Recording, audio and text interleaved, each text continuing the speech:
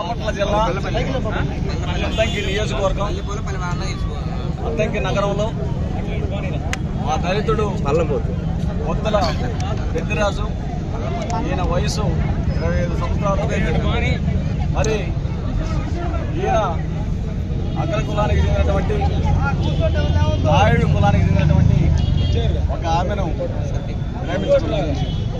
మరి ఈ ప్రేమ వ్యవహారము మరి ఈ నగరంలో అందరికీ తెలుసు.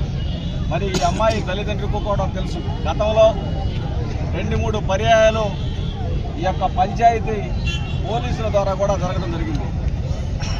ఇది తక్కువ కులం వాడిని ప్రేమించామని ఈ అగ్ర కులానికి చెందినటువంటి మరి సత్యం అనేటటువంటి అతని కుటుంబ సభ్యులు 2-3 పర్యాయాలు పొరుగు నష్టం కింద మా కుర్రవాడిని కూడా మందలించడం జరిగింది.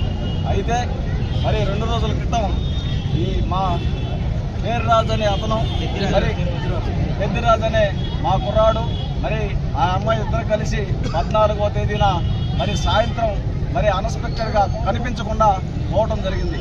అయితే పరువు హత్యగా నేను భావిస్తున్నాను. పోలీసులు పారదర్శకంగా ఈ యొక్క కేసును విచారించి మాకు న్యాయం చేయాలని మాలమహానాడు తరపున డిమాండ్ చేస్తున్నాను. మాకు ప్రేమించే అర్హత లేదా అని అడుగుతున్నాను. మేము మనుషులము కాదా అని అడుగుతున్నాను. ఈ భారత రాజ్యాంగం ప్రకారం 18 సంవత్సరాలు నిన్నటువంటి ఆడపిల్ల, మరి 21 సంవత్సరం నిన్నటువంటి పురుషులు ఎవరైనా సరే మరి కులాంతర వివాహం చేసుకోవచ్చు, ప్రేమ వివాహం చేసుకోవచ్చు అని మరి రాజ్యాంగంలో కూడా ఉంది. మాకు ఎందుకు ఈ విధంగా ప్రేమిస్తే పరువు హత్యగా మీరు చంపుతారు? మమ్మల్ని బతకనివ్వరా? మమ్మల్ని ప్రేమించేటటువంటి అధికారం మాకు లేదా అని మాలమహానాడు తరఫున నేను ప్రశ్నిస్తున్నాను.